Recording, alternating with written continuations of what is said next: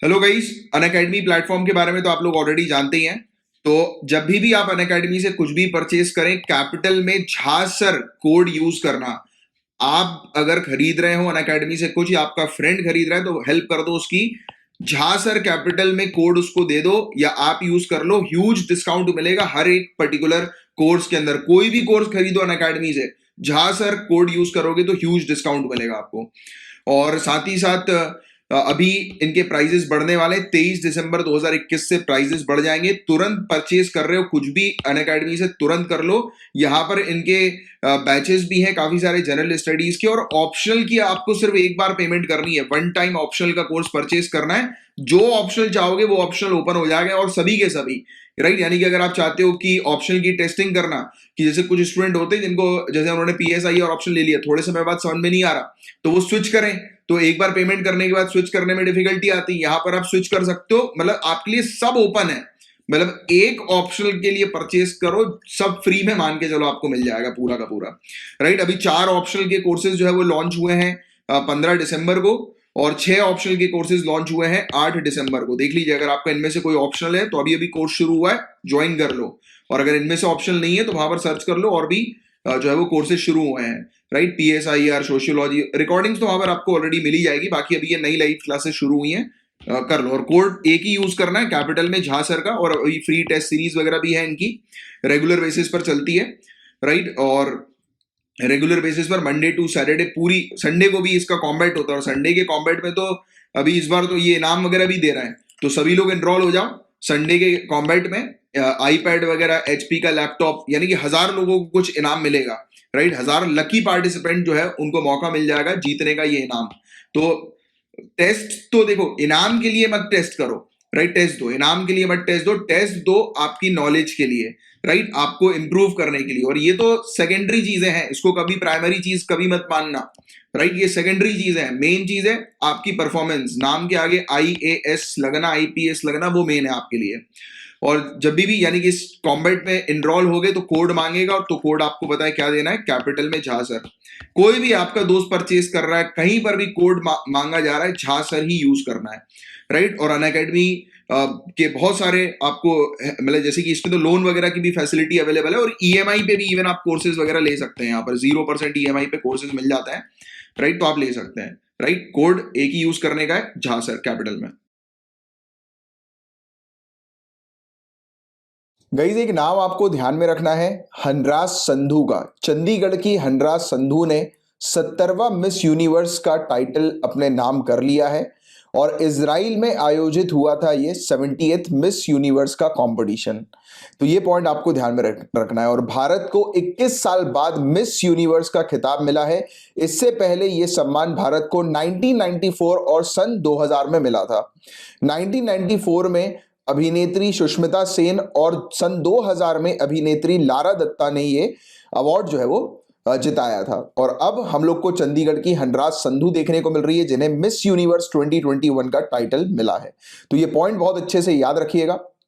Guys, अभी हाल ही के नागालैंड के मुद्दे के बारे में आपको ऑलरेडी जानकारी है ही, कि 14 लोगों की जान चली गई थी हमारी आर्म फोर्सेस के ऑपरेशन के दौरान। तो इसके बारे में आप लोग जानते ही हैं।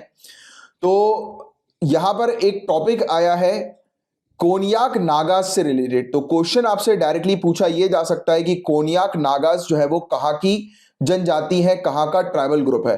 तो आपको नागालैंड ध्यान में रखना है, इसको याद रखने की भी जरूरत नहीं। कोनियाक नागा है तो नागा से नागालैंड आप रिलेट कर ही जाओगे।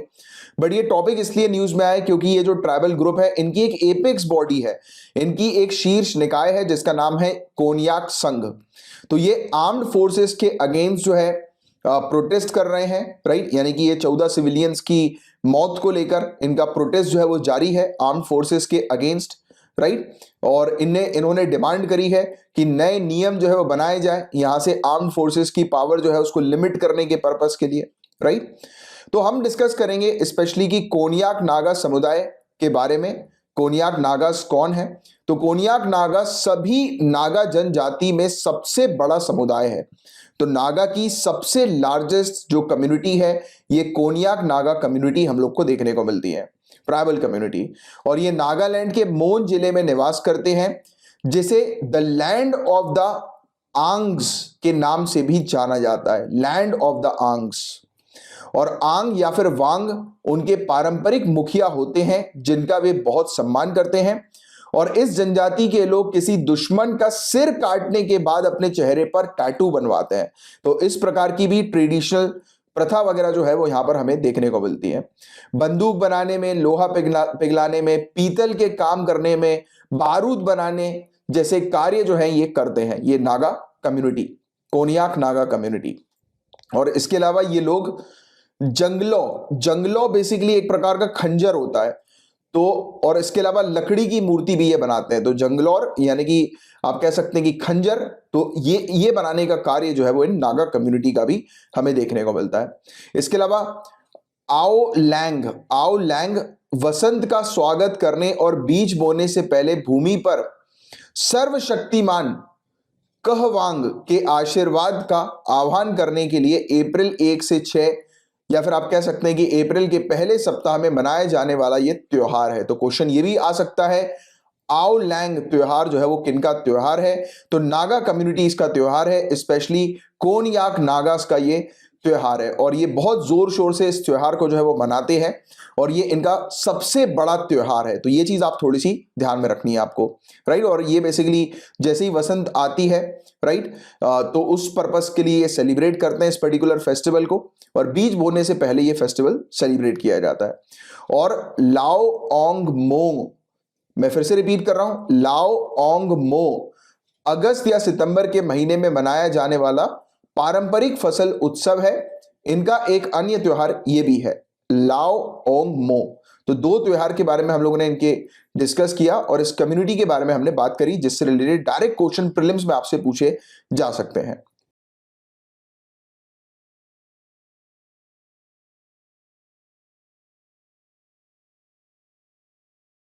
पैसिफिक रिंग ऑफ फायर, ये जीएस पेपर 1 यानी कि ज्योग्राफी पॉइंट ऑफ व्यू से एक काफी इंपॉर्टेंट टॉपिक है। प्रशांत महासागरीय ज्वाला वृत्त, तो इसके बारे में हम लोग डिस्कस करेंगे। क्या कोई मुझे बता सकता है कि रिंग ऑफ फायर जो है वो कहां पर हम लोग को देखने को मिलते हैं? बताइए किस क्षेत्र में रिंग ऑफ फायर देखने को मिलते हैं?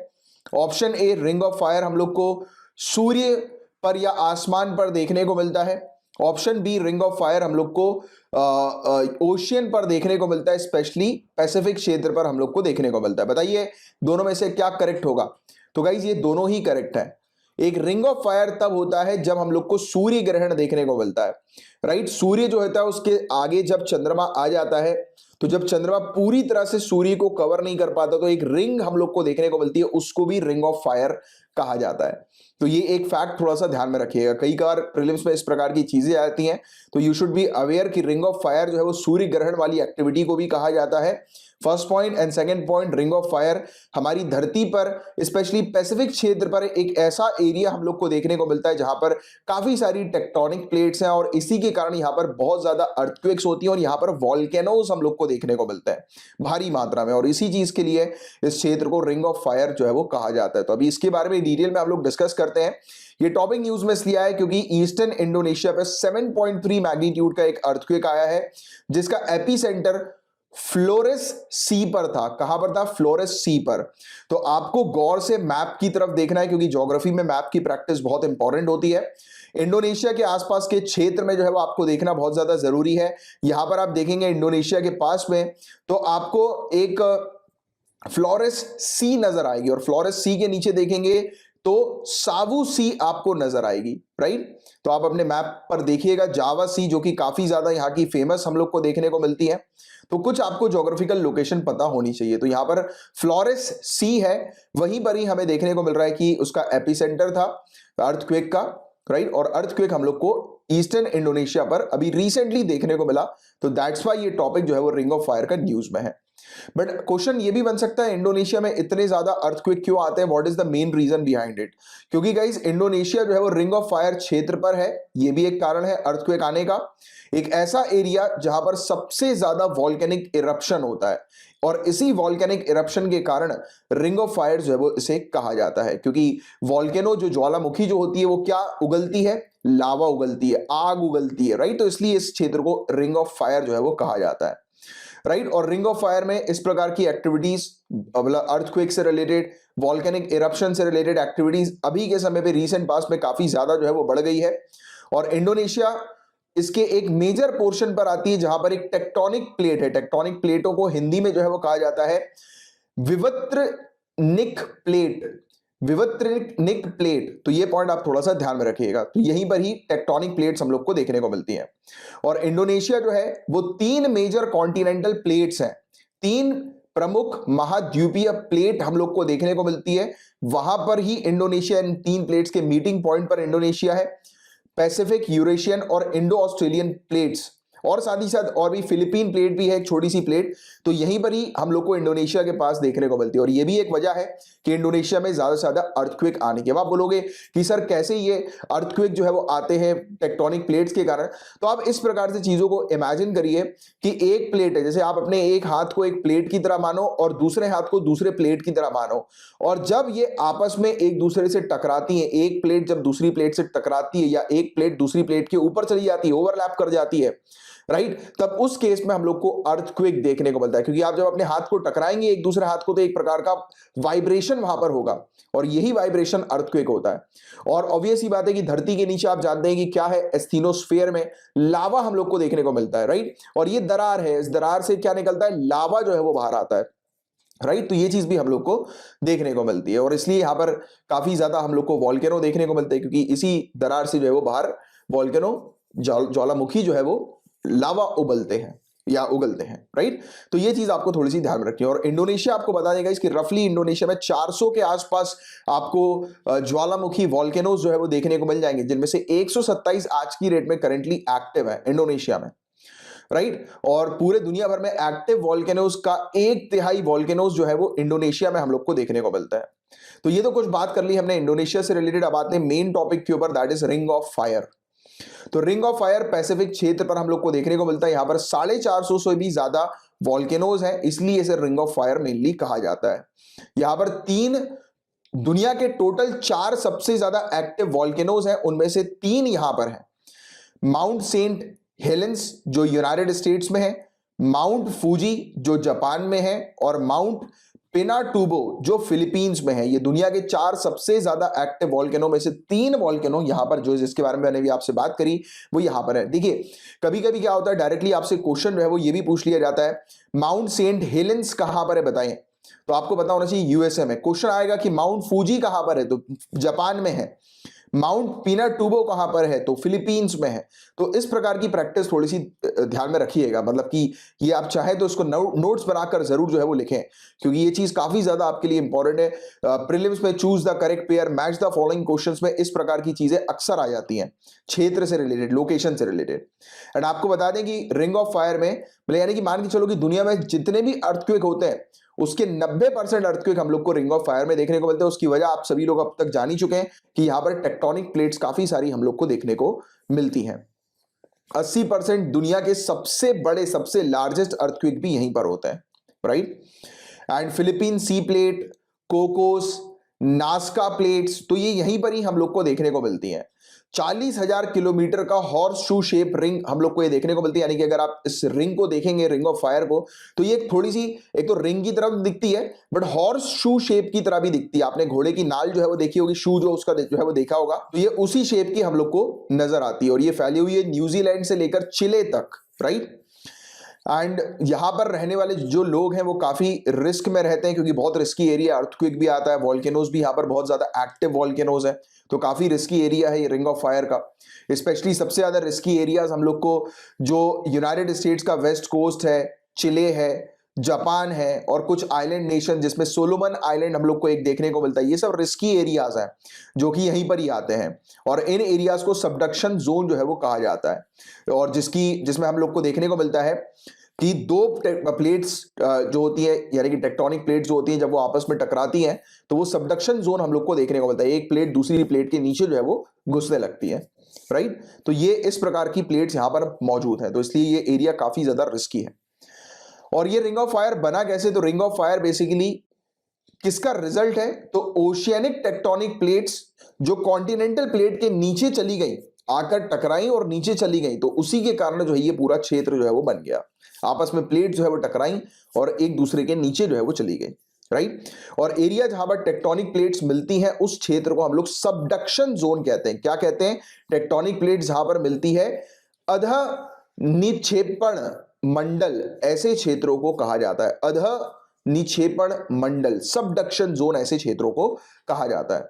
और रिंग ऑफ फायर में अर्थक्वेक क्यों होती है, तो इसके बारे में तो आप लोग जानते ही हैं। बेसिक सी चीज है कि आपस में जब ये टकराती हैं प्लेटें, जो सबडक्शन जोन वो वाला जोन होता है जहां पर प्लेट्स आपस में टकराती हैं, जब ये टकराएंगी तो एनर्जी रिलीज होगी ना, तभी तो हम लोग को देखने को मिलेगा कि अर्थक्वेक होगा, राइट। तो ये चीज हम लोग को देखने को मिलती है, इसी के कारण जो है वो अर्थक्वेक हम लोग को नजर आता है, राइट। और ये बहुत इंपॉर्टेंट चीजें हैं गाइस, ज्योग्राफी के जो टर्म्स होते हैं ना, ये बहुत ज्यादा इंपॉर्टेंट है। जैसे कि आपको ज्योग्राफी बिल्कुल बेसिक से पता होनी चाहिए कि जैसे कि फॉर एग्जांपल कि पहले एंशिएंट, मतलब कि अगर हम बात करें जब जिस समय यानी कि ये धरती हम लोग को देखने को मिली थी कि ये बनी थी, राइट, तो उस समय सिर्फ एक सिंगल लैंड मास हुआ करता था। फिर ये आपस में दो पार्ट्स में जो है वो डिवाइड हुआ, राइट। और फिर उसके बाद जो है ये धीरे धीरे करके जो आज की डेट में अगर आप वर्ल्ड मैप को देखेंगे बहुत गौर से, तो ये एक टाइम पर जितने भी कॉन्टिनेंट्स थे ये एक हुआ करते थे, एक सिंगल लैंडमास हुआ करते थे। आज टूट के बिखर गए हैं और ये आज की डेट में जो है वो ड्रिफ्ट कर रहे हैं, राइट। नॉर्थ वेस्ट की तरफ अगर हम बात करें हमारे एरिया की, इंडिया के एरिया की बात करें, एशिया की बात करें, यूरेशिया की, तो ये नॉर्थ ईस्ट की तरफ जो है वो मूव कर रहे हैं, राइट। इवन एक बहुत इंपॉर्टेंट चीज जिसके बारे में आपको पता भी होगा कि हमारा जो हिमालय है वो आज की डेट में बढ़ता जा रहा है, राइट। हिमालय की हाइट जो है वो इंक्रीज होती जा रही है, and the reason behind is this movement only, कि ये मूवमेंट जो हम लोग को देखने को मिल रहा है, जिसके कारण से हिमालय जो है वो ऊपर जो है वो उठता जा रहा है, बढ़ता जा रहा है, राइट। तो दिस इज द थिंग जिसके बारे में आपको पता होना चाहिए। काफी इंपॉर्टेंट टॉपिक है। मैं उम्मीद करता हूँ रिंग ऑफ फायर से रिलेटेड बेसिक से फैक्ट्स आपको पता लगे होंगे काफी सारे, राइट। और थोड़ा सा एक कंसेप्चुअल अंडरस्टैंडिंग इसकी आपको डेवलप हुई होगी। गाइज आपके लिए एक क्वेश्चन है, क्या honourable supreme court gender equality को रिफ्लेक्ट करता है क्या? बताएं जरा नीचे कमेंट बॉक्स पर लिखकर, क्या ऑनरेबल सुप्रीम कोर्ट में महिला जजेस के नंबर जो हैं वो हम लोग को इक्वलेंट देखने को मिलते हैं क्या एज कंपेयर टू मेल जजेस? तो नहीं। एंड सबसे शॉकिंग बात यह है कि हमारी कंट्री के अंदर जब से ऑनरेबल सुप्रीम कोर्ट का गठन हुआ है, आप बताएं नीचे कमेंट बॉक्स पर लिखकर कि ऑनरेबल सुप्रीम कोर्ट कब स्टैब्लिश हुई है, इंडिपेंडेंट इंडिया में और ब्रिटेन यानी कि ब्रिटिश एरा के समय पर? बताएं नीचे कमेंट बॉक्स पर इसका आंसर। तो 71 ईयर्स की हिस्ट्री में मात्र 8 ही महिला जज, महिला न्यायाधीश अपॉइंट की गई हैं ऑनरेबल सुप्रीम कोर्ट में। पहली जो महिला जज थी उनका नाम था फातिमा बीवी। तो मात्र 8 ही अभी तक जजेस जो है वो अपॉइंट की गई हैं। सो आप समझ सकते हैं कि किस प्रकार से जेंडर इनइक्वालिटी हम लोग को ऑनरेबल सुप्रीम कोर्ट के अंदर ही देखने को मिल रही है, राइट। तो इसको इंप्रूव करने के लिए अभी बताया जा रहा है कि हमारे honourable chief justice of India जो है भारत के मुख्य न्यायाधीश NV रमन, इन्होंने अधिक महिला न्यायाधीशों को शामिल किए जाने की मांग को सुप्रीम कोर्ट कोलिजियम के समक्ष रखने का वादा किया है। तो इसको लेकर ये टॉपिक हम लोग को न्यूज में देखने को मिला है, एंड काफी अफसोस की बात है। और इवन इस चीज को हमें सबसे फोरमोस्ट तौर पर जो है वो इंप्रूव करने की आवश्यकता है। इस चीज को आप मेंस में जरूर लिखिएगा। आपका मेंस जीएस पेपर 1 और जीएस पेपर 2 दोनों पॉइंट ऑफ व्यू से ये टॉपिक काफी ज्यादा इंपॉर्टेंट है। ये लाइन आप जरूर लिखें। और क्या आप मुझे बता सकते हैं कि United nation sustainable development goals total 17 हैं जिनको अचीव करना है 2030 तक, तो उनमें से कौन सा गोल जो है जो कि जेंडर इक्वलिटी की बात करता है कि पूरी कंट्री के अंदर पूरे देश में, विश्व में जेंडर इक्वलिटी को लेकर आना है? तो कौन सा गोल है यूनाइटेड नेशन सस्टेनेबल डेवलपमेंट का? बताएं नीचे कमेंट बॉक्स पर लिखकर। तो ये कुछ चीजें होती हैं, अगर ये सब चीजें आप याद रखेंगे ना गाइस, तो आप मेंस का एक बहुत अच्छा आंसर लिख पाएंगे फैक्ट्स को ध्यान में रखते हुए, फैक्ट को कलेक्ट करते हुए। तो बहुत ही बढ़िया आपका आंसर बनेगा। तो 39 ईयर्स यानी कि जब से सुप्रीम कोर्ट एस्टैब्लिश हुई थी तब से लेकर 39 ईयर्स के गैप के बाद पहली महिला न्यायाधीश को अपॉइंट किया गया था सुप्रीम कोर्ट में। तो ये स्थिति है कोर्ट की। एंड अगर हम बात करें ऑनरेबल सुप्रीम कोर्ट और हाई कोर्ट के टोटल सैंक्शन स्ट्रेंथ की कि कितने जजेस होने चाहिए, तो 1113 है, वो 1113 है। उनमें से जो सैंक्शन स्ट्रेंथ है महिला जजेस की वो मात्र 80 है। 1113 में मात्र 80। तो सोचिए कि किस प्रकार की स्थिति हम लोग को देखने को मिल रही है। और इवन हमारी कंट्री के अंदर 6 हाई कोर्ट्स हैं, मणिपुर, मेघालय, पटना, त्रिपुरा, तेलंगाना, उत्तराखंड, यहां पर तो एक भी सिटिंग महिला जज नहीं है। तो ये हमारी कंट्री की स्थिति है जेंडर इक्वलिटी को लेकर, तो जिसे हमें इंप्रूव करना है, ठीक करना है। और अगर महिलाओं की एंट्री होती है सुप्रीम कोर्ट में तो बहुत फायदा होगा। ऑनरेबल सुप्रीम कोर्ट और भी ज्यादा ट्रांसपेरेंट हो जाएगी, और भी इंक्लूसिव होगी, और भी रिप्रेजेंटेटिव बन जाएगी। मतलब कि ऑनरेबल सुप्रीम कोर्ट में अधिक पारदर्शिता, अधिक समावेशी और अधिक प्रतिनिधित्व के तौर पर हम लोग को ये देखने को मिलेगी ऑनरेबल सुप्रीम कोर्ट। तो एक बड़ा इंप्रूवमेंट कोर्ट के अंदर हम लोग को नजर आएगा। एंड सेकेंडली, अगर हम लोग बात करें कोर्ट की लेजिटिमेसी की, राइट, ऑनरेबल सुप्रीम कोर्ट या अदालत की जो वैधता है उसमें भी वृद्धि होगी, वो भी इंक्रीज होगी, राइट। और एक सशक्त संकेत जो है ये हमें देखने को मिलेगा कि जो कोर्ट जो है, अदालतें जो है वो सभी के लिए ओपन है, सभी के लिए खुली है। किस सेंस में? जेंडर के सेंस में, राइट। जैसे कि अगर महिलाओं को अगर हम इंक्लूड करेंगे, ऐड करेंगे कोर्ट में, राइट, ज्यादा से ज्यादा महिलाएं जो हैं उनको अपॉइंट किया जाएगा कोर्ट में, तब इससे यह फायदा होगा कि जो जजमेंट की जो क्वालिटी है, जो निर्णय लेने की जो गुणवत्ता जो है, और स्पेशली न्याय की जो गुणवत्ता है, ये काफी बेहतर होगी, काफी अच्छी होगी। क्योंकि गाइस आप खुद समझते हैं, अगर हम बात करें कोई महिला से रिलेटेड केसेस की, तो एक महिला ही जो है वो महिला से रिलेटेड केसेस को बेटर तरीके से समझ पाएंगे और उस पर एक अच्छा न्याय प्रोवाइड करा पाएंगे। क्योंकि बहुत सारी चीजें इंक्लूडिंग होती है, राइट, चाहे वो बायोलॉजिकल सेंस की बात करें आप या इमोशनल सेंस की बात करें, तो ऐसे जो मामले जो आएंगे उसको बेटर तरीके से उस पर निर्णय, उस पर डिसीजन, उस पर न्याय जो है वो एक महिला न्यायाधीश ही दे पाएगी। तो ये है चीज समझने वाली और इसको मेंस में उपयोग करने वाली। एंड जेंडर स्टीरियोटाइप्स वाली जो चीज हम लोग को, लैंगिक रूढ़ियों के ऊपर आधारित जो हम लोग को जो कानून कई बार देखने को मिलते हैं, राइट, जेंडर स्टीरियोटाइप कानून होते हैं, या फिर कई बार कुछ ऑर्डर्स होते हैं जो जेंडर स्टीरियोटाइप्स होते हैं, तो इसके अगेंस्ट या फिर आप कह सकते हैं कि ऐसे जो ऑर्डर्स होते हैं, ऐसे कानून जो होते हैं, उसको रोकने के लिए एक महिला न्यायाधीश बेटर तरीके से निर्णय ले पाएगी। तो ये बहुत फायदे हैं महिलाओं की एंट्री के ऑनरेबल सुप्रीम कोर्ट के अंदर।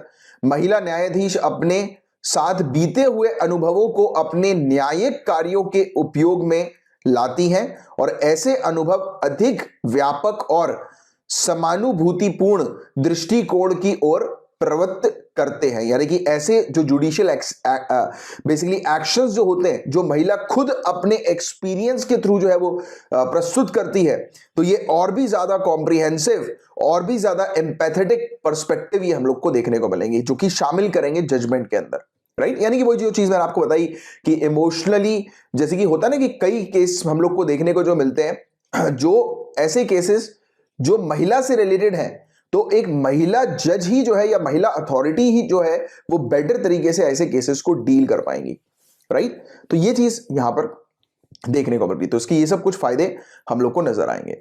और जैसे यौन हिंसा की अगर हम बात करें, राइट, सेक्सुअल वायलेंस की जो बात करें, तो इससे जुड़े जो मामले होते हैं, इसमें न्यायिक प्रक्रिया में महिलाओं के प्रतिनिधित्व में सुधार, अधिक संतुलित और समानुभूतिपूर्ण दृष्टिकोण की दिशा में अति महत्वपूर्ण साबित हो सकता है महिलाओं की एंट्री। यानी कि जो सेक्सुअल वायलेंस से रिलेटेड जो केसेस होते हैं ना, इसमें और बेटरमेंट या और इंप्रूवमेंट हम लोग को देखने को मिलेगा, राइट, अगर बात की जाए जजमेंट की, तो राइट, तो उस केस में न्यायपालिका में महिलाओं के प्रवेश संबंधी क्या चुनौतियां हैं, तो इस पर भी अगर हम बात करें तो ये तो बेनिफिट्स हो गए कि महिला अगर एंटर करेंगी तो किस प्रकार से जजमेंट की क्वालिटी इंप्रूव होगी, तो ये सब चीजें हमने देखी।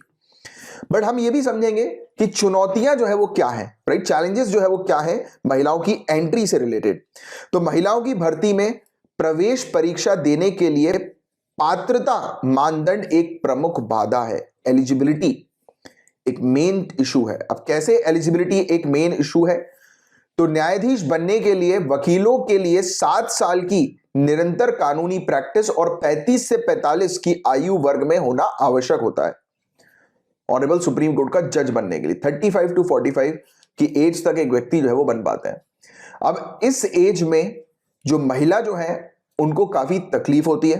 किस कॉन्टेक्स्ट में तकलीफ होती है इस एज की अगर हम लोग बात करें तो पारिवारिक कॉन्टेक्स्ट की अगर हम बात करें, राइट, तो इसमें बड़ी दिक्कतें होती है। महिलाओं की जो है वो शादी हो चुकी होती है, राइट। और देखो क्या होता है कि ये इसको एग्जैक्टली इस आर्टिकल में जो बात की गई है, ये दिक्कत की जो बात की गई है शादी के बाद की, बट जैसे कि अगर मैं अपना पर्सनल इसमें ओपिनियन दूं तो मेरा ओपिनियन ये होगा कि इस केस में जो महिला है उसको कॉम्प्रोमाइज करने की जगह जो मेल है और जो फीमेल है, यानी कि एक मैरिड कपल जो है, उनके बीच में एक अंडरस्टैंडिंग होनी चाहिए, right. If a women wants कि वो एक जज बनना चाहती हैं तो उनका जो हस्बैंड है उसे उन्हें सपोर्ट करना चाहिए, राइट।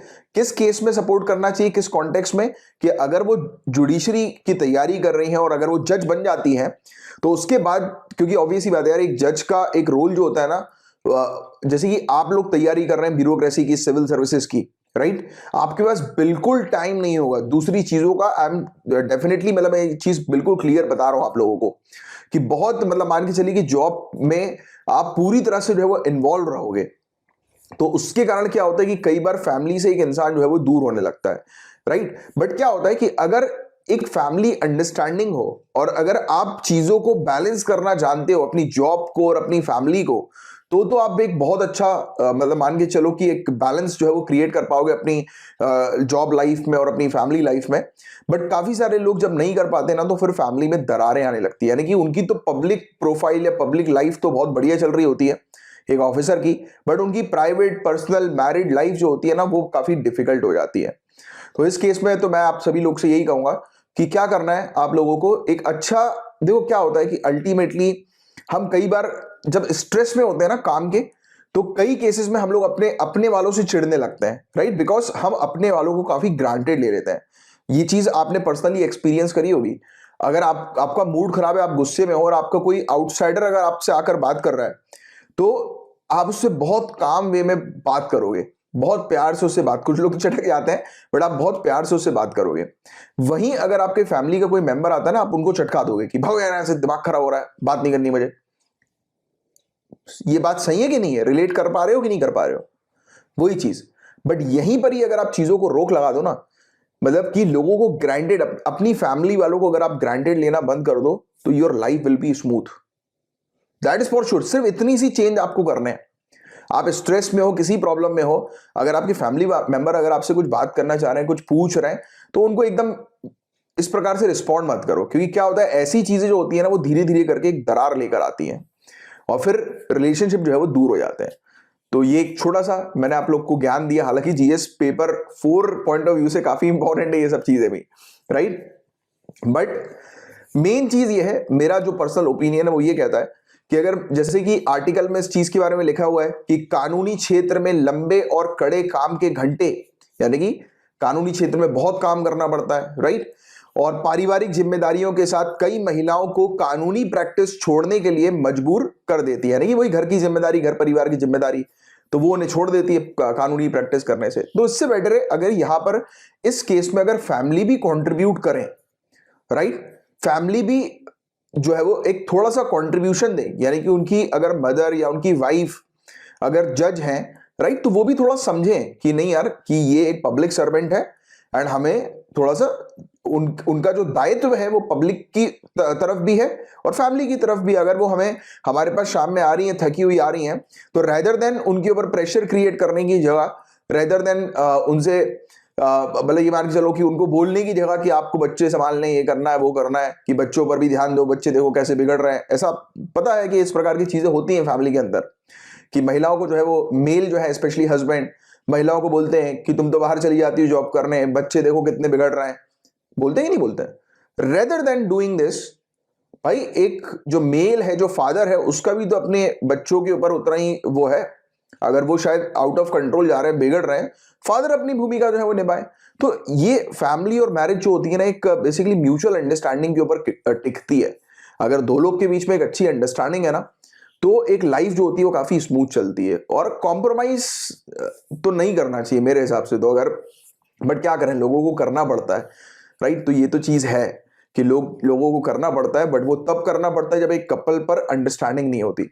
तो आई सजेस्ट और इवन मेरा ओपिनियन तो यही कहता है कि एक जो मैरिड जो लाइफ होती है उसमें एक अच्छी अंडरस्टैंडिंग पहले होनी चाहिए, राइट, पहले से, तब एक स्मूथ लाइफ, एक अच्छी लाइफ जो है वो बनती है।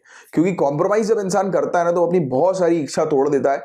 और मैं लिटरली आपको बता रहा हूं कि ये जो कॉम्प्रोमाइजेशन है ना, ये अभी साल 2 साल 5 साल तक रियलाइज नहीं होता, फिर बाद में जब उनके कलीग्स आगे बढ़ रहे होते हैं और आप पीछे हो जाते हो ना, तब उस समय ये कॉम्प्रोमाइज बहुत खटकता है कि काश कर लिया होता।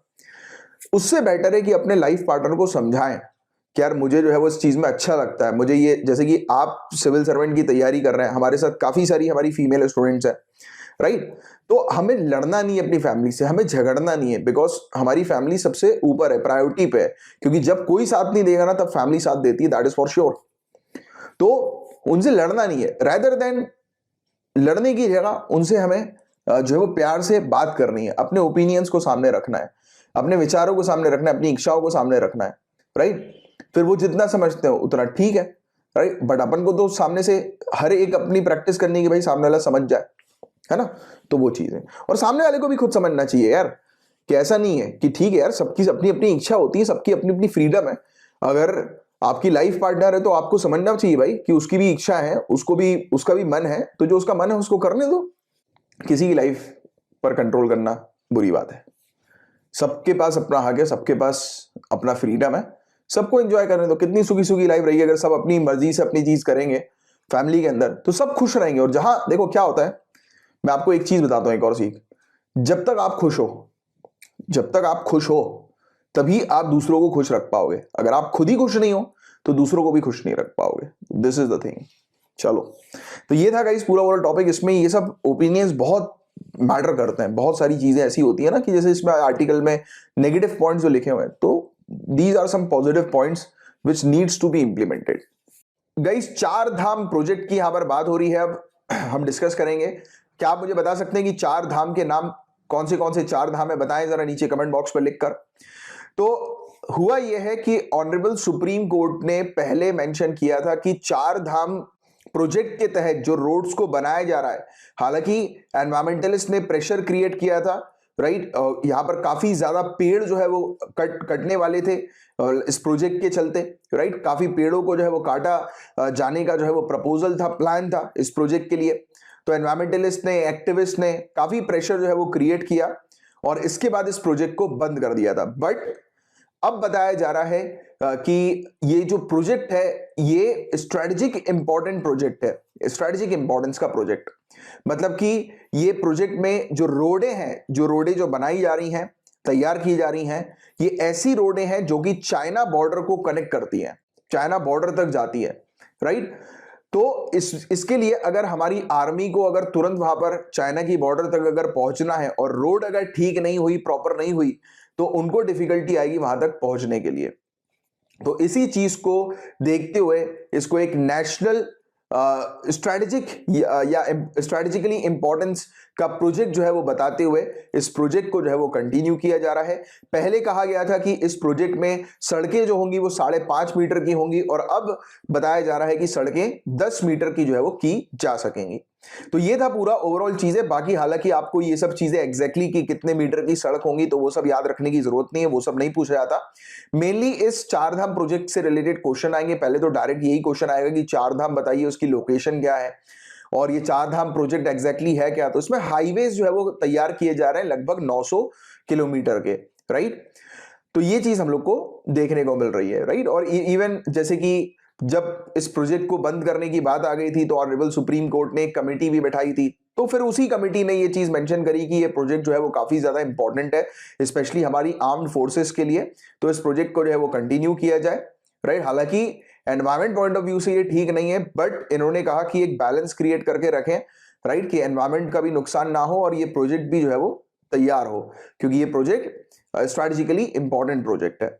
तो 4 धाम प्रोजेक्ट जो है ये 2016 में इसका फाउंडेशन स्टोन, इसकी आधारशिला जो है वो ऑनरेबल प्राइम मिनिस्टर के द्वारा रखी गई थी। एंड इस प्रोजेक्ट को पर्यावरणीय आधार पर अदालतों में चुनौती दी गई थी, एनवायरमेंटल ग्राउंड्स के तौर पर चैलेंज किया गया था, जैसे मैंने आपको बताया। पेटिशनर ने यह कहा था कि एनवायरमेंटल क्लियरेंस में इरेगुलरिटीज है। पेटिशनर का यह कहना था, आरोप इसने लगाया था कि काफी सारे चीजों का ये उल्लंघन कर रहा है, राइट। यानी कि ये परियोजना का एनवायरमेंट से जुड़ी काफी सारी जो नॉर्म्स है, रूल्स रेगुलेशन जो है उसका उल्लंघन कर रही हैं। नेशनल ग्रीन ट्राइब्यूनल ने इस प्रोजेक्ट को हालांकि क्लियरेंस दे दिया था, बाद में चैलेंज किया गया नेशनल ग्रीन ट्राइब्यूनल के ऑर्डर को, और फिर ऑनरेबल सुप्रीम कोर्ट ने 2018 में इस प्रोजेक्ट के ऊपर स्टे लगा दिया। फिर सितंबर 2020 में ऑनरेबल सुप्रीम कोर्ट ने बोला कि चलो प्रोजेक्ट को शुरू करो, बट प्रोजेक्ट में रोड जो होनी चाहिए वो 5.5 मीटर से ज्यादा चौड़ी नहीं होनी चाहिए। बट अब फाइनली रोड को जो है वो 10 मीटर तक बढ़ाने की बात कर दी गई है, क्योंकि डिफेंस मिनिस्ट्री ने भी ऑनरेबल सुप्रीम कोर्ट से गुहार लगाई थी कि यार प्रोजेक्ट को शुरू करो, क्योंकि स्ट्रेटेजिकली इंपॉर्टेंट प्रोजेक्ट है ये। अगर हमारी आर्म फोर्सेस को चाइनीज बॉर्डर तक पहुंचना है तो इस रूट के थ्रू जो है वो पहुंच पाएंगे, और रूट अच्छा होगा तो बेटर तरीके से हमारी जो फोर्सेस जो है वो पहुंच पाएंगे। तो this is the whole thing जिसके बारे में एक आपको आइडिया होना चाहिए। और इवन जो ये हाई पावर्ड कमेटी जो हम लोग को देखने को मिली थी, तो उसने भी यही तर्क जो है वो दिया इसी प्रकार से कि ये रोड जो है वो स्ट्रेटेजिकली इंपॉर्टेंट रोड है, तो इसलिए बहुत ज्यादा जरूरी है कि ये रोड चौड़ा रहे, जिससे कि हमारी आर्म फोर्सेस जो है वो वहां पर जल्दी से जल्दी जो है वो पहुंच सके, राइट। तो ये चीज हम लोग को देखने को मिल रही है। तो ये चीजें हैं जिसके बारे में एक आपको जनरल सी जो है वो जानकारी होनी चाहिए। बट काफी इश्यूज जो है वो इस प्रोजेक्ट से रिलेटेड हम लोग को देखने को मिला है। इवन काफी सारे पेड़ जो है वो काटे जाएंगे, ऑलमोस्ट 25,000 से भी ज्यादा पेड़ जो है वो इस प्रोजेक्ट के तहत गिराए जाएंगे, राइट। तो ये सब चीजें हैं। और ये जो एरिया है जहां पर ये प्रोजेक्ट बनाया जा रहा है, तो ये इकोलॉजिकली सेंसिटिव जोन के अंदर आता है, यानी कि प्रोटेक्टेड एरिया के अंदर आता है। तो उस जगह पर पेड़ वेड़ गिराना जो है वो बिल्कुल भी ठीक नहीं है। बट स्ट्रेटेजिकली इंपॉर्टेंस के तौर पर एक बैलेंस क्रिएट करने की बात की हुई है, राइट, कि एनवायरमेंट को भी प्रोटेक्शन मिले और एक स्ट्रेटेजिक पर्सपेक्टिव से ये प्रोजेक्ट भी जो है वो हम तैयार कर सके, बना सके, है ना। तो चार धाम प्रोजेक्ट में बस आपको बेसिक सी चीज, एक तो चार धाम के बारे में पता होना चाहिए। बद्रीनाथ, केदारनाथ, गंगोत्री, यमुनोत्री। 12,000 करोड़ रुपए का ये प्रोजेक्ट है। ऑलमोस्ट एस्टिमेटेड कॉस्ट इसकी 12,000 करोड़ है। और 900 किलोमीटर के नेशनल हाईवे जो है वो बनाए जा रहे हैं। हाईवे जो है इन्हें चार धाम महामार्ग, चार धाम हाईवे कहा गया है। और हाईवे कंस्ट्रक्शन प्रोजेक्ट को चार धाम महामार्ग विकास परियोजना यानी कि चार धाम हाईवे डेवलपमेंट प्रोजेक्ट नाम दिया गया है। तो ये चीज है पूरी ओवरऑल इस टॉपिक से रिलेटेड। मैं उम्मीद करता हूं कि न्यूज में क्या आया है ये भी आपको अच्छे समझ में आ गया होगा, और चार धाम प्रोजेक्ट के बारे में भी एक अच्छी आपको जानकारी मिल गई होगी। अच्छा, चार धाम तो ये उत्तराखंड की हमने बात कर ली, बाकी एक और चार धाम है। बताइए जरा दूसरा चार धाम जो है वो कौन सी जो रिलीजियस प्लेसेस हैं उनको आपस में कनेक्ट करता है, राइट। गाइस, इंडो पैसिफिक क्षेत्र की बात करें तो आप जानते ही हैं इंडो पैसिफिक के बारे में, राइट, कि ये एरिया कितना ज्यादा इंपॉर्टेंट है। तो international relationship point of view से आपको बस 3-4 पॉइंट्स ध्यान में रखने हैं। एक तो इंडो पैसिफिक क्षेत्र जो है वो ट्रेड पॉइंट ऑफ व्यू से काफी इंपॉर्टेंट है। इस क्षेत्र में दुनिया की सबसे पॉपुलस कंट्रीज हम लोग को देखने को मिलती हैं, और इसी क्षेत्र में आप कह सकते हैं पूरी दुनिया भर की सबसे ज्यादा आबादी जो है वो निवास करती है इंडो पैसिफिक क्षेत्र में, राइट। इसके अलावा आप ये कह सकते हैं कि इस क्षेत्र को सिक्योरिटी की बहुत ज्यादा आवश्यकता है, स्टेबिलिटी यहां पर बनाने की काफी ज्यादा आवश्यकता है, राइट। क्योंकि अगर इस क्षेत्र में अनस्टेबिलिटी जो है वो होती है तो पूरे दुनिया भर का ट्रेड जो है वो हैम्पर होगा, राइट। तो दीज आर फ्यू पॉइंट्स जिसको आपको बस नोट डाउन करना है इस टॉपिक के अंदर। बाकी यूनाइटेड स्टेट्स के जो सेक्रेटरी हैं उनका कहना है कि यूनाइटेड स्टेट्स अब अपनी मिलिट्री और इकोनॉमिक रिलेशनशिप इस क्षेत्र में जो मौजूद जो कंट्रीज हैं उनके साथ स्ट्रेंथन करेगा, एशिया की कंट्रीज के साथ स्ट्रेंथन करेगा, जिसके तहत चाइना का जो यहाँ पर इन्फ्लुएंस बढ़ रहा है इस क्षेत्र में उसको ये यूनाइटेड स्टेट्स काउंटर करेगा। तो आइडिया जो इंडो पैसिफिक का है ये एक स्ट्रेटेजिक स्पेस के तौर पर अब बन चुका है। चाइना क्योंकि इंडियन ओशियन क्षेत्र पे अपने इन्फ्लुएंस को लगातार क्रिएट करता जा रहा है, बढ़ाता जा रहा है, तो चाइना को काउंटर करने के लिए एक स्ट्रेटेजिक एरिया जो है वो बन गया है, राइट, इंडो पैसिफिक क्षेत्र।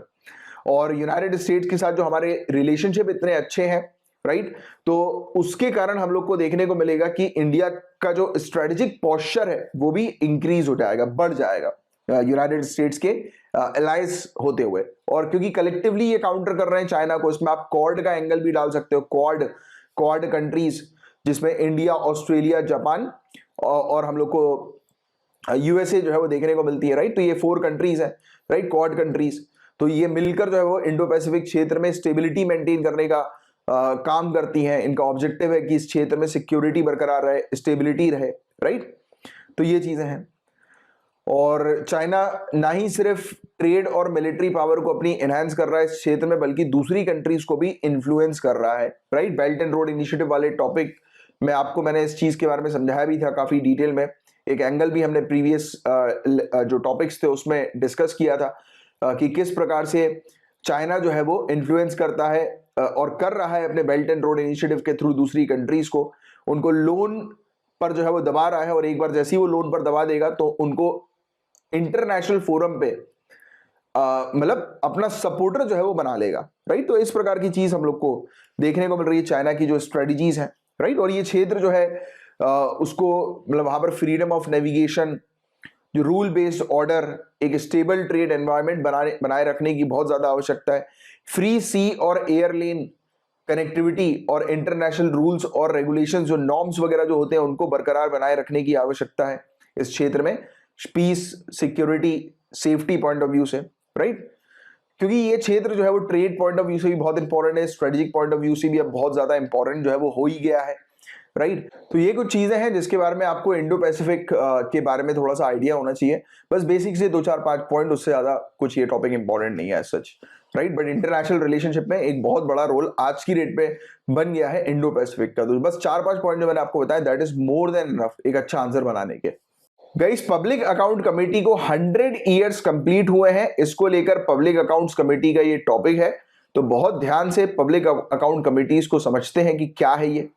अब हम लोग समझेंगे पीएसी के बारे में, पब्लिक अकाउंट कमेटी के बारे में, लोक लेखा समिति के बारे में, वेरी इंपॉर्टेंट कमेटी।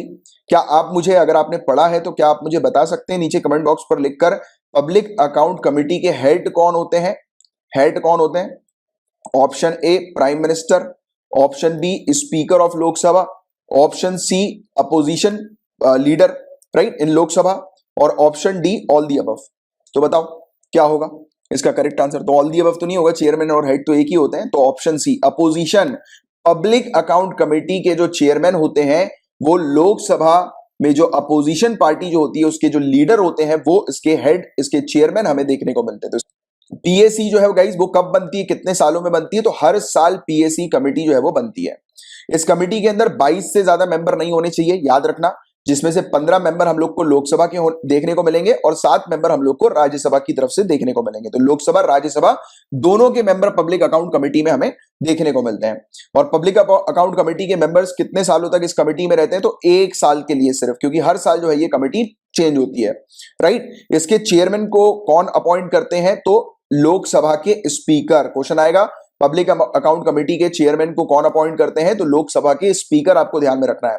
और 1967 से हम लोग को एक कन्वेंशन देखने को मिल रहा है जो चला आ रहा है, जिसमें चेयरमैन को सेलेक्ट किया जाता है अपोजिशन पार्टी से, राइट। चेयरमैन जो है वो अपोजिशन पार्टी से सेलेक्ट होते हैं। तो ये चीज आप थोड़ी सी ध्यान में रखिएगा जो आज की डेट में हमें देखने को मिल रहा है। अच्छा, एक चीज और जो मैंने आपसे क्वेश्चन पूछा था ना, उसमें अगर अकॉर्डिंग टू कॉन्स्टिट्यूशन आ जाए, जैसे कि मैंने भी आपसे क्वेश्चन पूछा था, option A prime minister, option B मैंने क्या रखा था, ऑप्शन बी में मैंने रख दिया होगा जैसे speaker of Lok Sabha, option C के अंदर अपोजिशन पार्टी के लीडर लोकसभा के, और ऑप्शन डी में मैंने जैसे ऑल दी अबव लिखा था ना, इसमें अपन नन ऑफ दी अबव कर देते हैं, ठीक है, नन ऑफ दी अबव कर देते हैं और मेंशन कर देते हैं कि कॉन्स्टिट्यूशन के अकॉर्डिंग, अगर ये शब्द इसमें ऐड कर दिया जाए कि कॉन्स्टिट्यूशन के अकॉर्डिंग पब्लिक अकाउंट कमेटी के सदस्य जो है वो कौन होंगे, यानी कि इसके चेयरमैन जो है वो कौन होंगे, तो ऑप्शन डी आप मार्क करेंगे, क्योंकि कॉन्स्टिट्यूशन में एज सच कुछ नहीं मेंशन्ड है। ये कन्वेंशन चला आ रहा है 1967 के कि 7 से कि इसके चेयरमैन जो होंगे वो अपोजिशन से सिलेक्ट किए जाते हैं, ठीक है। तो ये चीज हम लोग को देखने को मिलती है, ये वाली चीज आप थोड़ी सी ध्यान में रखिएगा। अब चीफ फंक्शन, मेन फंक्शन जो है वो पब्लिक अकाउंट कमेटी का हम लोग को क्या देखने को मिलता है? तो कंट्रोलर एंड ऑडिटर जनरल जो हमारे हैं, किस आर्टिकल में कैग के बारे में मेंशन है हमारे इंडियन कॉन्स्टिट्यूशन के? बताओ जरा नीचे कमेंट बॉक्स पे लिखकर, कैग के बारे में किस आर्टिकल में मेंशन है? तो कैग की जो रिपोर्ट जब आती है गाइस, तो उस रिपोर्ट की ऑडिटिंग करना, उसकी जांच करना, कैग की रिपोर्ट का ये मेन काम होता है पब्लिक अकाउंट कमेटी का। तो ये पॉइंट बहुत अच्छे से याद रखिएगा। अब इसमें अपोजिशन के मेंबर्स को क्यों शामिल किया गया है, यानी कि उसके जो चेयरमैन जो होते हैं वो अपोजिशन की तरफ से क्यों आते हैं? बात समझ रहे हो आप? ये क्या कर रहा है ये कमेटी, मतलब प्रैक्टिकल चीज को समझो, कॉन्सेप्ट को समझो।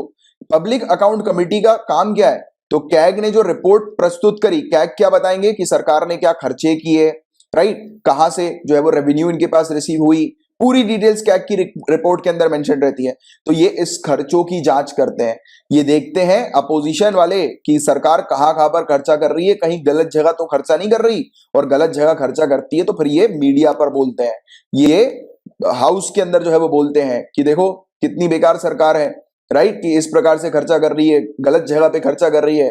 क्यों बोलते हैं वो? क्योंकि ये क्रॉस चेक करवाते हैं कि सरकार जो है वो सही तरीके से चले। तो एक तरह से आप ये भी कह सकते हो, मेंस पॉइंट ऑफ व्यू से अगर लिखने की बात आती है तो पब्लिक अकाउंट कमेटी जो है वो क्रॉस चेक का काम करती है। बट इसकी कुछ लिमिटेशन है, क्योंकि एक बार खर्चा हो जाता है, राइट, स्पेंडिंग हो जाती है, एक्सपेंडिचर हो जाता है, तो उसके बाद ही फिर ये जांच करती है। तो ये खर्चे को तो रोक नहीं पाएगी, बट एटलीस्ट ये है कि जनता के सामने ये चीज पेश कर सकने की पावर रखती है कि जनता ने जो सरकार को अभी चूज किया है, थोड़ा डिसीजन ले और हमें चूज करें इस प्रकार से, राइट। तो ये अपोजिशन पार्टी इस प्रकार से कर सकती है, राइट। और ये भी एक बढ़िया भी चीज हम लोग को डेमोक्रेसी के अंदर देखने को मिलती है कि जो रूलिंग जो पार्टी है, मतलब कि जिसकी सरकार है, तो वो अननेसेसरली जो है वो खर्चे ना करे, और अगर वो कर रही है अननेसेसरली खर्चे, तो अपोजिशन पार्टी जो है वो उसको हाईलाइट करके पब्लिक के सामने प्रस्तुत कर सकती है। तो ये एक बढ़िया सी चीज इसकी हमें देखने को मिलती है, राइट। तो ये वाला पॉइंट आपको बहुत अच्छे से जो है वो ध्यान में रखना है। और एक इंपॉर्टेंट पॉइंट आपको ध्यान में ये रखना है कि अगर क्वेश्चन आ जाए कि सबसे पुरानी कमिटी जो है वो कौन सी है, तो पब्लिक अकाउंट कमेटी आपको ध्यान में रखना है। सबसे जितनी भी कमिटीज हैं उनमें सबसे पुरानी कमेटी जो है ये बताई जाती है। इसे 1921 में सेटअप किया गया था, और किसके तहत सेटअप किया गया था? तो ये अगर क्वेश्चन आ जाए तो मॉन्टेग चैम्सफोर्ड रिफॉर्म आपको ध्यान में रखना है। मॉन्टेग्यू चैम्सफोर्ड सुधार जो है, रिफॉर्म जो है, उसके तहत जो है वो इसे सेटअप किया गया था पब्लिक अकाउंट कमेटी को। अब पब्लिक अकाउंट कमेटी के अंदर लिमिटेशंस हम लोग को देखने को मिलती हैं, जैसे कि ये मतलब हस्तक्षेप नहीं कर सकती, पॉलिसी के ऊपर क्वेश्चन नहीं उठा सकती कि सरकार ने जो खर्चे किए उसके ऊपर क्वेश्चन नहीं उठा सकती, बट हाँ ये पॉइंट आउट कर सकती है कि अननेसेसरली एक्सपेंडिचर किया, राइट। इसके अलावा ये जितने भी खर्चे होते हैं सिर्फ उसी के ऊपर जो है वो टैब रख सकती है, बट कब रखेगी? जब एक बार खर्चा हो जाएगा, तब वही चीज मैंने आपको बताई, एक बार खर्चा कर लिया उसके ऊपर, उसके बाद जो है ये क्रॉस चेकिंग करती है, जिससे कि मतलब चीजों को सुधारा नहीं जा सकता। बट हाँ ये चीज तो हो सकती है कि अगले टेन्योर के लिए पब्लिक जो है वो डिसीजन सही ले सके, राइट, और पब्लिक के सामने चीज आ सके, पब्लिक जो है वो एक कैलकुलेटिव जो है वो अपनी देश के लिए जो है वो सही डिसीजन ले, तो इसके लिए ये कर सकती है इस प्रकार की चीजें। इसके पास लिमिट लगाने का कोई पावर नहीं है, ये सरकार को नहीं बोल सकती, गवर्नमेंट को नहीं बोल सकती कि खर्चा मत करो। कैसे बोलेगी? अपोजिशन पार्टी है, जो रूलिंग पार्टी होती है उसी का तो काम होता है पूरी चीज मैनेज करना, और रूलिंग पार्टी क्यों सुनेगी इसकी? बट हाँ एक अच्छी हेल्दी गवर्नमेंट जो होती है वो सुनती भी है उसकी कमियां, राइट, जो मतलब एक सरकार के अंदर कुछ कमियां चल रही है, राइट, क्योंकि देखो सरकार जो है वो एक आदमी की तो होती ही नहीं है, मतलब बहुत सारे लोग उसमें इन्वॉल्व होते हैं, काउंसिल ऑफ मिनिस्टर्स हम लोग को देखने को मिलते हैं कि नहीं। तो ये एक बढ़िया भी चीज है रिफॉर्म लाने की, तो इस तरीके से भी आप मेंस में उपयोग कर सकते हैं, राइट, कि पब्लिक अकाउंट कमेटी से हम लोग को रिफॉर्म भी देखने को मिल सकता है, राइट। और एक बड़ा स्कोप है पब्लिक अकाउंट कमेटी का रिफॉर्म लाने के लिए। सरकार अपनी गलतियों को जो है वो चेक कर सकती है, अपोजिशन से सुन सकती है और फिर उस पर काम कर सकती है। बट हमारे यहाँ तो लड़ाई झगड़ा होता है आज की डेट में, राइट, हाउस के अंदर आप देखिए तो चिल्ला चोट हो जाती है, राइट। तो ये सब चीजें हमें देखने को मिलती है। और इसके अलावा ये डे टू डे एडमिनिस्ट्रेशन में इंटरवीन नहीं कर सकती, हस्तक्षेप नहीं कर सकती। कैसे करेगी? अपोजिशन में है ना, राइट, पब्लिक अकाउंट कमेटी। इसके अलावा कोई भी रिकमेंडेशन जो ये कमेटी देती है वो सिर्फ एडवाइजरी होता है, राइट, सिर्फ सिफारिशें होती हैं, और इन सिफारिशें जो है उसे मिनिस्टर्स इग्नोर भी कर सकते हैं। वो मिनिस्ट्रीज के ऊपर है, मिनिस्टर्स के ऊपर है, सरकार के ऊपर है, मतलब कि जो रूलिंग पार्टी है उसके ऊपर है कि उसे एक्सेप्ट करना है या नहीं करना है। इसके अलावा विभागों, डिपार्टमेंट जो होते हैं उनके द्वारा जो एक्सपेंडिचर किया जाता है उस पर रोक लगाने की भी इसके पास शक्ति नहीं। कैसे होगी? लॉजिक लगाओ, अपोजिशन में है ये, राइट। इसके अलावा ये कोई भी ऑर्डर इशू नहीं कर सकती, राइट, और पार्लियामेंट जो है वो फाइनल डिसीजन लेती है, राइट, इसकी जांच के ऊपर जो भी ये जांच करती है उस पर पार्लियामेंट जो है वो अपना डिसीजन लेती है। तो ये पॉइंट्स आपको बिल्कुल क्लियर रखने हैं।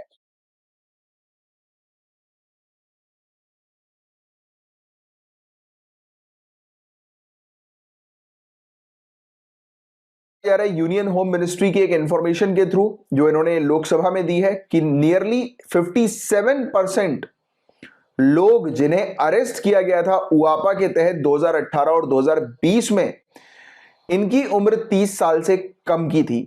और उत्तर प्रदेश में सबसे ज्यादा लोगों को अरेस्ट किया गया, यानी कि टोटल 931 जिनकी उम्र 30 साल से कम की थी। तो एक बेसिक सा आंकड़ा हम लोग को उआपा से रिलेटेड देखने को मिला न्यूज में, बट उआपा क्या है इसको समझते हैं। तो ये कानून क्या है गाइस? तो 1967 में कानून आया। इसका मेन मकसद ये था कि अनलॉफुल एक्टिविटीज जितनी भी हम लोग को देखने को मिलती है, राइट, ऐसी गैर कानूनी गतिविधियां जितनी भी हम लोग को देखने को मिलती हैं, तो उनको रोकना, उनको प्रिवेंट करना।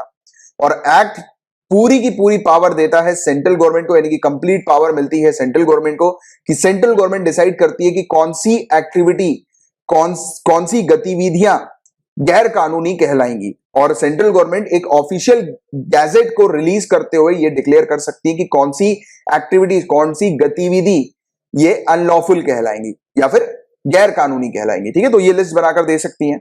और बताया जा रहा है कि ये इतना स्ट्रिक्ट, इतना कड़क कानून है कि इस कानून के तहत लोगों को डेथ पेनाल्टी भी हो सकती है, मृत्यु दंड उनको मिल सकता है, सजाए मौत हो सकती है, और लाइफ इंप्रिजमेंट यानी कि आजीवन कारावास भी हो सकता है।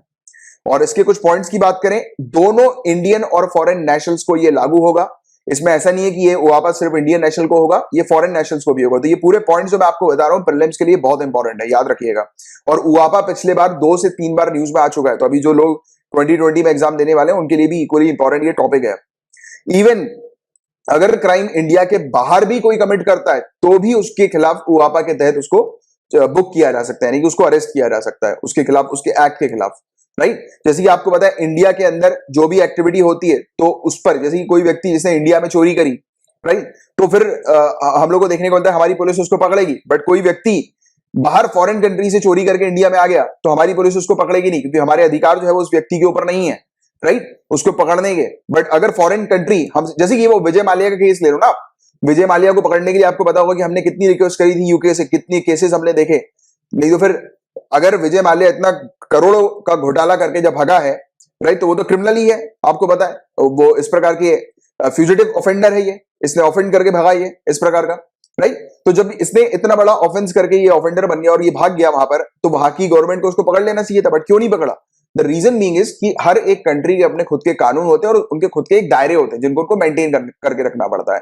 ओआपा ने इन पूरे दायरों को तोड़ के रखा है। अगर कोई व्यक्ति फॉरेन कंट्री में भी कोई क्राइम करता है तो ये ओआपा के तहत वो अगर इंडिया आ गया तो उसको पकड़ लिया जाएगा, उसको अरेस्ट कर दिया जाएगा, ये बोल के कि आपने वहां पर क्राइम किया है, राइट। तो ये चीज है इस प्रकार की। और ओआपा के तहत इन्वेस्टिगेशन एजेंसी 180 दिन, मतलब कितना हुआ 180 दिन, 6 महीने तक एक व्यक्ति, मैक्सिमम 6 महीने के बाद एक व्यक्ति की चार्जशीट जो है वो पेश करेगी। ये चीज यहाँ पे लिखी है। बट इस चीज का मतलब क्या एग्जैक्टली? इसका मतलब यह है कि ओआपा के तहत एक व्यक्ति को 6 महीने तक बंद किया जा सकता है, कस्टडी में लिया जा सकता है।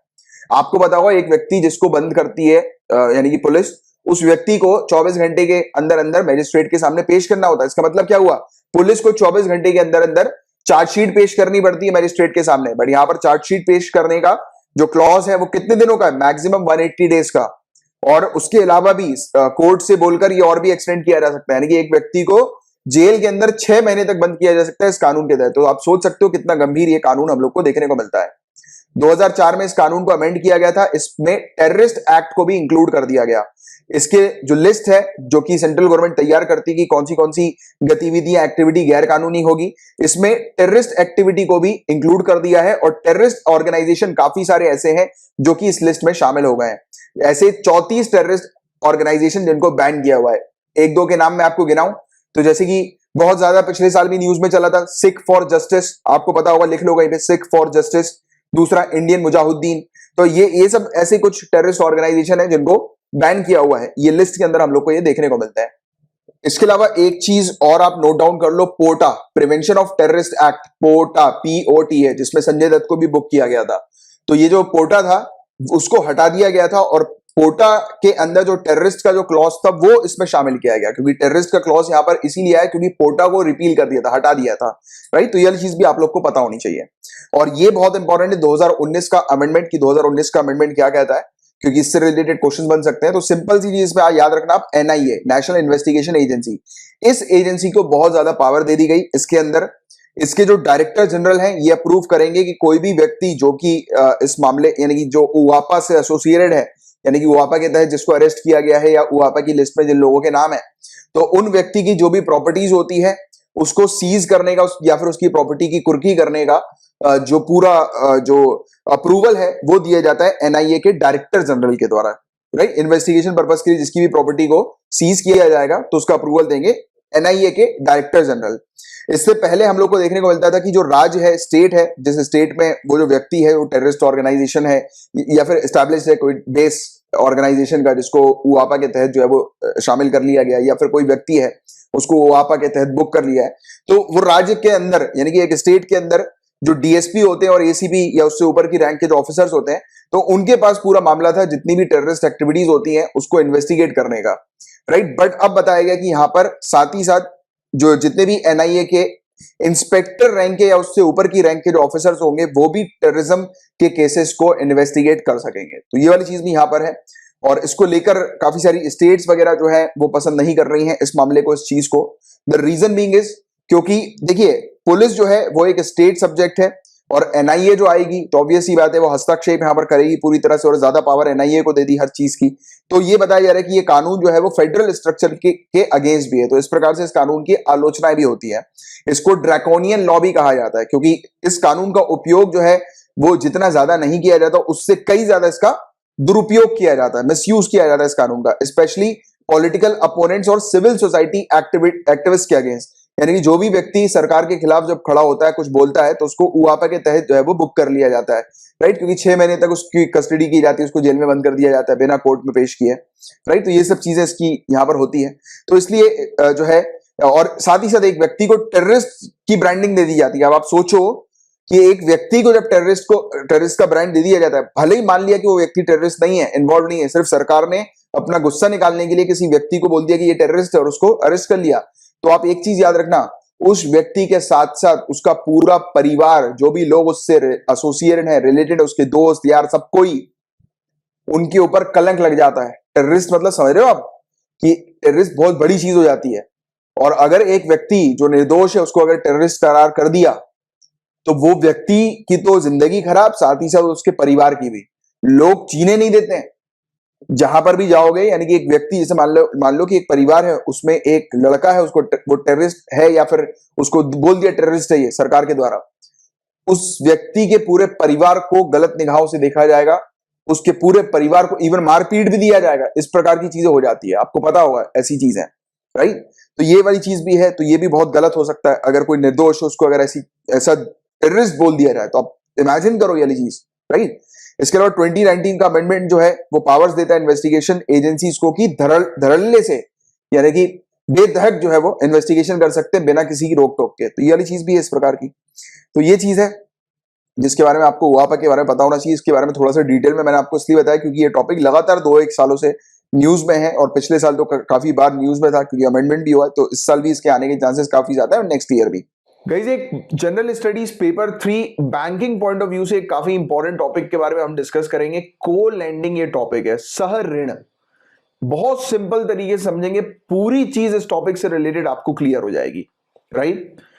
तो सितंबर 2018 में रिजर्व बैंक ऑफ इंडिया ने परमिशन दी थी बैंकों को कि बैंक जितने भी registered non banking financial companies है, यानी कि एनबीएफसीज और एचएफसीज, हाउसिंग फाइनेंशियल कंपनीज, ये इनके साथ बैंक इन कंपनी के साथ मिलकर को लेंडिंग कर सकती है प्रायोरिटी सेक्टर में। देखिए क्या होता है, प्रायोरिटी सेक्टर्स होते हैं जैसे कि एजुकेशन, एग्रीकल्चर, ये प्रायोरिटी सेक्टर है। यहां पर गवर्नमेंट ऑफ इंडिया बोलती है कि इन कुछ सेक्टर्स की ग्रोथ के लिए जो है वो इनको ज्यादा से ज्यादा पैसे दो, इन पर ज्यादा से ज्यादा फंडिंग करो, funding in the sense loan के कॉन्टेक्स्ट में, कि इन पर्टिकुलर एरियाज पे, इन सेक्टर पर पैसा ज्यादा लगाओ। तो ये क्वालिटेटिव टूल्स होते हैं, आपने बेसिक एनसीईआरटी में पढ़ा होगा क्वांटिटेटिव टूल्स के बारे में, क्वालिटेटिव टूल्स के बारे में। तो ये प्रायोरिटी सेक्टर पर जो लेंडिंग दी जाती है क्वालिटेटिव टूल के अंदर आ जाता है, कि हमारी कंट्री की ग्रोथ के लिए इस प्रकार की पॉलिसीज जो है वो अपनाई जाती है बैंकिंग सिस्टम के माध्यम से, राइट। तो ये जो एरियाज हैं प्रायोरिटी सेक्टर के एरियाज, इनको और बेटर करने के लिए, इन तक और लोन पहुंचाने के लिए आरबीआई ने सितंबर 2018 में बैंकों को परमिशन दी थी कि bank NBFC, non banking financial companies के साथ मिलकर को लेंड कर सकती हैं इन एरियाज पे। तो ये तो बहुत अच्छी बात है, क्योंकि एनबीएफसी की रीच जो है वो रिमोट एरियाज पर, दूर दराज के एरियाज तक रह पाती है, जो कि बैंक की नहीं रह पाती है। तो ये तो एक अच्छा कदम है, एक अच्छा स्टेप है। तो इसी एक पॉजिटिव थॉट के साथ जो है वो उस चीज को शुरू किया गया। बट कुछ समस्या आई है, वो क्या समस्या है इसके बारे में हम डिस्कस करते हैं। तो एक जनरल सा आपको आइडिया तो लग गया होगा को लेंडिंग मॉडल का मतलब क्या है, कि बैंक एनबीएफसी के साथ मिलकर जो है वो लोन देती है। तो ये चीज हुई, और उसके बाद काफी सारी ऐसे एग्रीमेंट्स हुए बैंकों के एनबीएफसीज के साथ, बट चिंता वाली बात यह हुई कि अनयूजुअल टाई अप बैंक और एनबीएफसीज के हम लोग को देखने को मिले, जैसे कि एसबीआई ने एक डील साइन करी अदानी कैपिटल के साथ। अदानी कैपिटल एक छोटी सी नॉन बैंकिंग फाइनेंशियल कंपनी है और ये डील साइन हुई किसानों को को लैंड करने के लिए, कि साथ में मिलकर ये दोनों एनबीएफसी और बैंक किसानों को जो है वो लोन्स देंगे, राइट। और ये जो लोन किसानों की मदद करेंगे ट्रैक्टर परचेज करने में, फार्म मशीनरीज परचेज करने में। बट इसमें को लैंडिंग के अंदर एक बहुत बड़ा रिस्क है। वो किस टाइप का रिस्क है? तो इसमें रिस्क ये है कि बैंक अगर कोई भी डिफॉल्ट होता है, लोन डिफॉल्ट होता है, तो बैंक का 80% लॉस होगा। यानी कि रिस्क के शेयर की अगर हम बात करें, जैसे कि लॉस होगा तो 80% लॉस जो है वो बैंक को उठाना पड़ेगा और 20% ही मात्र लॉस एनबीएफसी का होगा। अगर कोई लेट्स से कि बैंक अकाउंट एनपीए हो जाता है, तो नॉन परफॉर्मिंग एसेट में आ जाता है, तो ये चीज हम लोग को एक देखने को मिली। फिर बैंकिंग के अंदर कॉर्पोरेट्स की बात करें तो आरबीआई ने ऑफिशियली अलाउ नहीं किया है किसी भी बड़े कॉर्पोरेट को, बड़ी बड़ी कंपनीज को, कि वो बैंकिंग सिस्टम में इन्वॉल्व हो सके। बट अगर बात करें नॉन बैंकिंग फाइनेंशियल कंपनीज की, तो ये ज्यादातर चलाई जाती हैं कॉर्पोरेट हाउसेस के द्वारा ही, जो कि ऑलरेडी पब्लिक डिपॉजिट्स को एक्सेप्ट कर रही हैं। मतलब कि ये कंपनीज, बड़ी बड़ी कंपनीज, इंडस्ट्रियलिस्ट की कंपनीज, ये पब्लिक डिपॉजिट को एक्सेप्ट कर रही है, यानी कि पब्लिक का पैसा जो है वो अपने पास जमा करवा रही हैं। और इनको अब अपॉर्चुनिटी मिल गई है बैंकों के साथ मिलकर लैंड करने की, पैसा लोन पे देने की। तो इससे अभी आपका दिमाग चलने लगा होगा कि यार इससे तो घोटाला हो सकता है। कैसे? एक एनबीएफसी है, एक बड़ा कॉर्पोरेट हाउस है, राइट, बड़ी कंपनी है, राइट। और या फिर मान लेते हैं कि एक जो है वो जिसका अप्रोच है एनबीएफसी वाले का कि आगे चल के कुछ घोटाला करने का, इनको अब मौका मिल गया बैंक के साथ कोलैबोरेट करने का। इन्होंने क्या किया, फेक लोन्स जो है वो सैंक्शन करवा दिए, यानी कि लोन, प्रायोरिटी लेंडिंग पर लोन जो है वो, जैसे एजुकेशन के मामले में, एग्रीकल्चर के मामले में, इन्होंने लोन जो है वो रिलीज करवा दिए।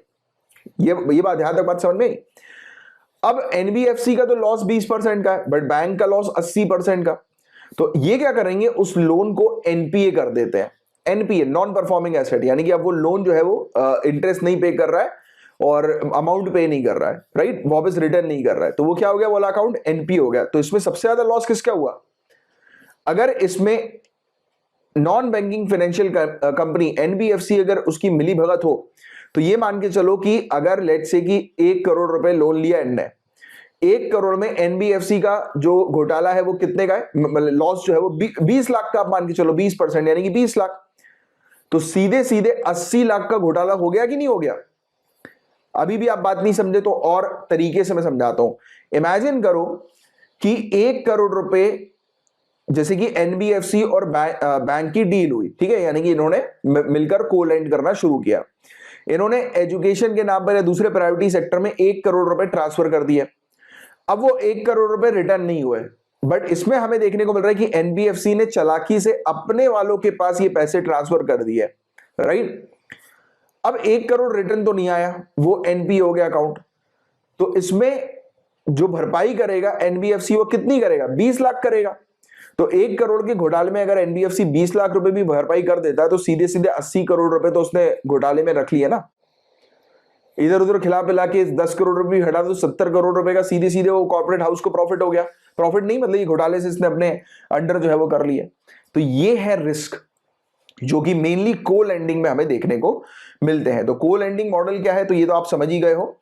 ये अलाउ करता है जॉइंट कंट्रीब्यूशन ऑफ क्रेडिट को, राइट, जिसमें हम लोग को देखने को मिलता है कि रिस्क जो है वो आपस में शेयर होता है एनबीएफसी और बैंक के बीच में, बट रिस्क शेयरिंग 80-20 की है। तो यही एक रिस्क शेयरिंग अगर ठीक कर दी जाए, 50-50 जो है वो कर दी जाए, तो हमें देखने को मिलेगा कि फिर कोई प्रॉब्लम्स जो है वो आएंगी नहीं, जो कि आज की डेट में चिंता वाली बातें हम लोग को जो देखने को मिल रही हैं। इसका मेन एम ये है को लैंडिंग का, कि एनबीएफसी की जो पहुंच जो होती है वो दूर दराज रिमोट एरियाज पे होती है। तो दूर दराज के रिमोट एरियाज पर जो प्रायोरिटी सेक्टर लैंडिंग जो है, यानी कि एग्रीकल्चर पे, एजुकेशन पे, ये जो एरियाज हैं, इन पर लैंडिंग करने के पर्पस के लिए ये लाया गया था, राइट। को लैंडिंग मॉडल जो है वो शुरू किया गया था, राइट। तो ये चीज हम लोग को देखने को मिल रही है, सिंपल सी, जिसके बारे में आपको एक जानकारी होनी चाहिए। तो ये था पूरा वो टॉपिक को लैंडिंग का। मैं उम्मीद करता हूं आपको अच्छे से ये टॉपिक समझ में आ गया होगा।